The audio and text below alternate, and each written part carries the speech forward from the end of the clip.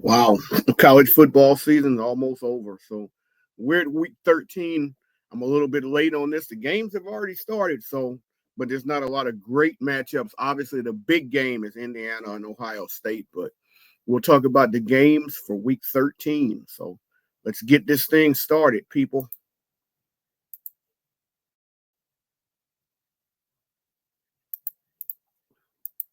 All right, as I mentioned, not a lot of great games this week. Got some of those rental type wins on the bill. So looking at top 25. Right now, underway is Miami and Wake Forest. So waited a little late, so we don't get the point spread. I think the point spread's like 23, I believe. Miami should have no problem with Wake Forest. Should have their heads right after that Georgia Tech game. So I expect that game to be a blowout, as you can see there right now. They're on the 18-yard line. Ole Miss is playing against Florida in a big game. Gators got a big win last week against LSU. They say Napier is coming back. They're 5-5. They're probably going to a bowl game because they're going to beat the Seminoles because the Seminoles are terrible. And they play Ole Miss right here. Ole Miss coming in number 9. Critical game for the Rebels if they want to make the college football playoff. Absolutely critical game in the swamp. Should be a good matchup here. Don't have the spread on this game. I would right now, if I'm betting the spread is not in front of me, I think Florida's a 3.5 or 4.5 point dog. I'd go with Ole Miss. I think Ole Miss is going to win this game. I think it's going to be a competitive game. I think they win by 7 to 10 points. Virginia's going at home against an SMU team who's got a lot to play for. Undefeated in the ACC. They could probably still lose an ACC game and still get in the championship game. That's not what you want to do, though. If you're SMU, you want to continue this undefeated record right now in the conference, 9-1 overall. And not a lot of respect being showed to them because they're still listed outside the BCS playoff, but it doesn't matter. BCS, college football playoff, but it doesn't matter because if they win out, they'll be in the playoffs and they'll probably be a top 4 seed in the end. So just keep winning for them. I think they handle business against Virginia here. Illinois ranked number 25, 7-3, taking on Rutgers.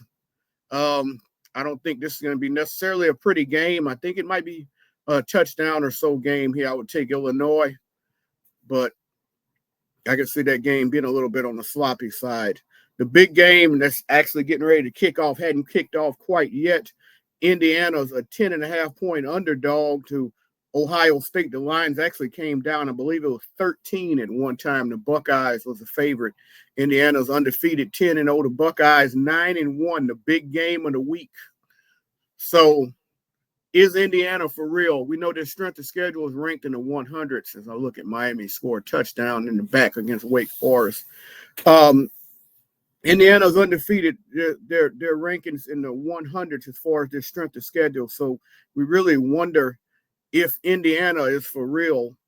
Ohio State, on the other hand, a lot of question marks about Will Howard. Statistically, he looks good. He played well in the game against Oregon, which is their biggest challenge. Of course, they lost that game. He made one critical mistake late, but it wasn't all on Will Howard. He played a really good game. Ohio State struggled recently in the game against Nebraska. They only won that game 21-17 at home. Perhaps that was a look-ahead spot. We don't know.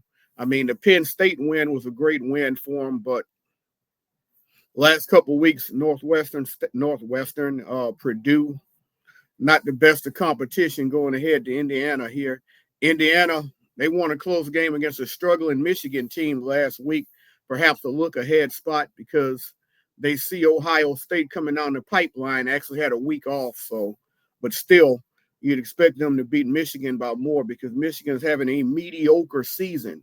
The quarterback for Indiana, Rourke, he's having an amazing year. 2,400, 10 yards, 21 touchdowns, 4 interceptions. So we'll see if this Indiana's offense is really for real. Interesting race in the Big Ten to see who gets to the Big Ten championship game. For Indiana, I think their best situation, to be honest with you, if they lose this game, lose a close game at Ohio State, let Ohio State and Oregon play each other in the Big Ten title game, you lose this game close, you have one loss on the season. you're going to get in the playoff. There's no question about it. The only thing that keeps Indiana out of the playoff at this point is if they come out here and just get blown out.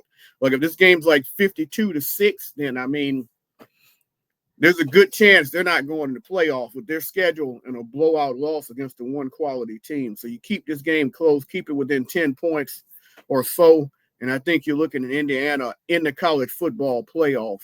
Ohio State, on the other hand, I think they still probably get in if they lose. Ohio State loses this game, then you're looking at Indiana and Oregon for the Big Ten championship, which means Ohio State gets to sit back with two losses and probably I'm pretty sure that they would be in the playoffs with two losses. So they could just sit back. They'll probably end up having to go on the road in the first round of the playoff. But Ohio State's in a perfect situation, I think, regardless. I think the only way they would drop out of the playoffs is Indiana destroys them. That's not going to happen. I think the only way Indiana doesn't get in the playoffs is if they get destroyed by Ohio State, which is more likely than vice versa. Penn State's also sitting there. They're 6-1, 9-1 in conference.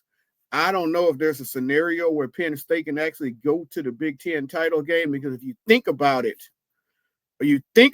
Indiana and Ohio State sitting here, and somebody's got to win this game. Somebody's got to lose this game. Whoever wins this game is going to be ahead of Penn State, and Oregon is going to be ahead of Penn State. So I think Penn State may be eliminated from chance to go to the Big Ten title game.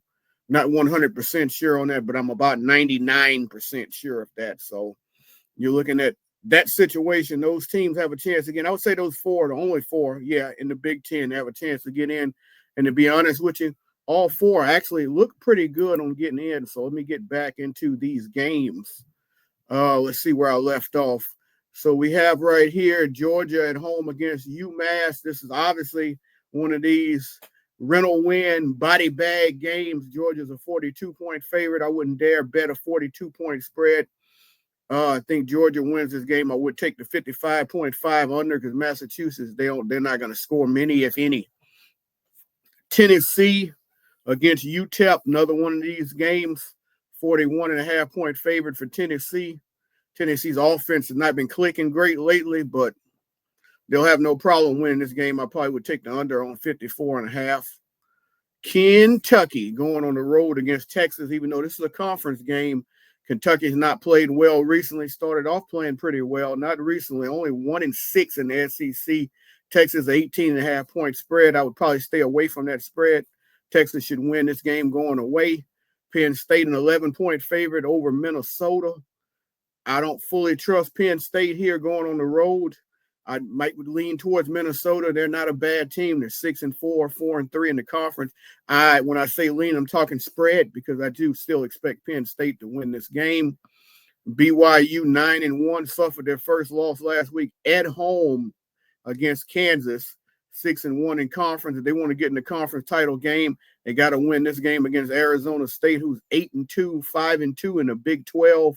Arizona State still has an outside chance at getting in the Big 12 title games. A big game for them. They're at home. They're a 3-point favorite here. I would stay away from this game, but if you are going to bet this game, I might lean Arizona State, because I did not like what I saw from BYU the past few weeks.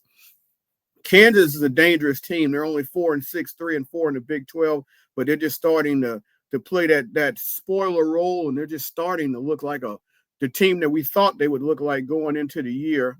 And they're hosting Colorado, coming in number 16, Prime and Shedeur, in the perfect spot to make the college football playoff, win out. Kansas, they could play spoiler here. Colorado, a 2.5-point favorite. Don't be surprised if Kansas doesn't play the spoiler role here. The Citadel against Clemson, not a lot to say here. The Tigers, a 49.5-point favorite. That's all I'm going with that. South Carolina, number 18, they play Wofford. Not a lot to say there. They're a 42.5-point favorite. Missouri, number 23, going on the road against Mississippi State, still seeking their first SEC win.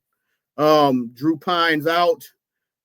Brady Cook's back in for Missouri. That'll give them a boost.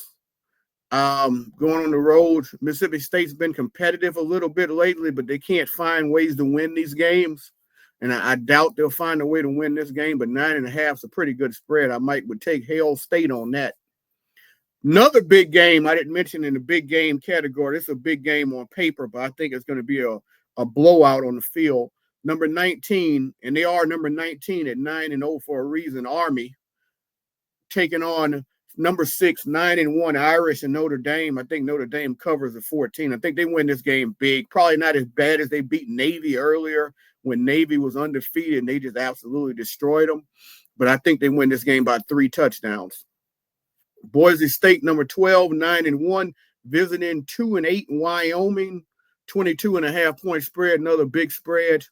Should be an easy conference win for Boise State. And Ashton Jeanty getting him another 2,000. Ashton Jeanty only needs 107 yards to get 2,000 yards. So this is what I'm rooting for today. And I know they got 2 games left to get this, and I'm sure he'll get it. I'm rooting for Jeanty to get over 107 yards and 4 touchdowns, because if he can do that today, he'll be over 2,000 yards and he'll be over 30 touchdowns. Like, you might as well just hand this man the Heisman Trophy right now. When's the last time a back went for 2,000 yards and 30 touchdowns in a season?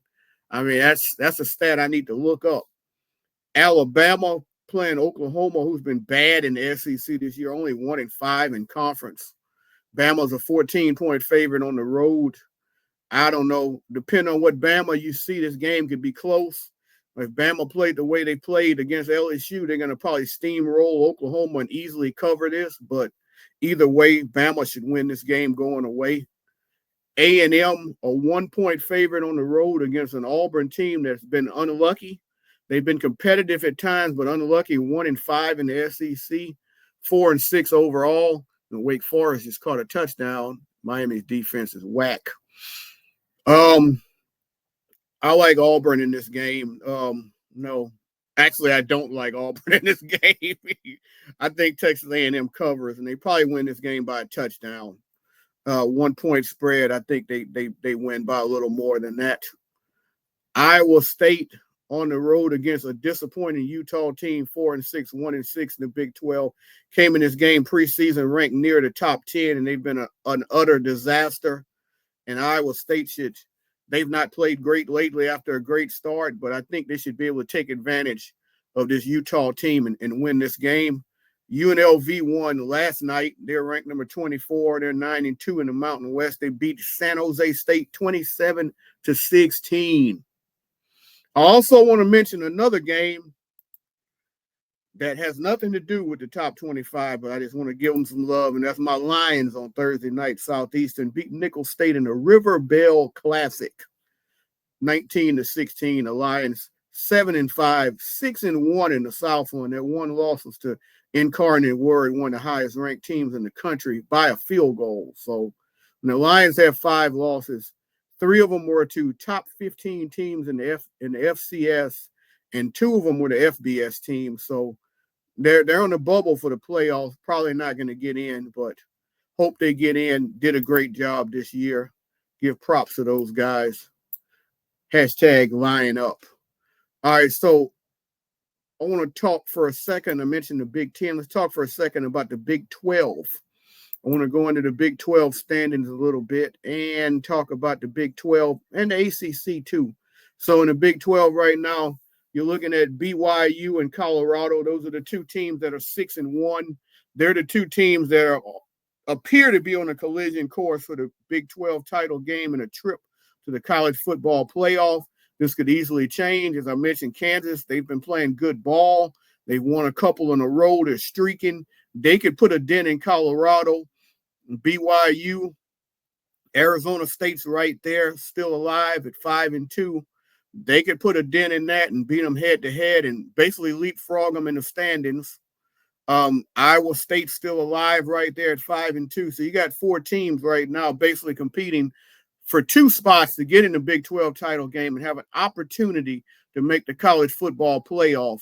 And the catbird seat obviously is BYU and Colorado, but Arizona State and Iowa State both very much alive in that Big 12. So now we go to the ACC. Right now, even though you see SMU and Clemson 1-2, Miami would jump Clemson if Miami can beat Wake Forest like they're supposed to do.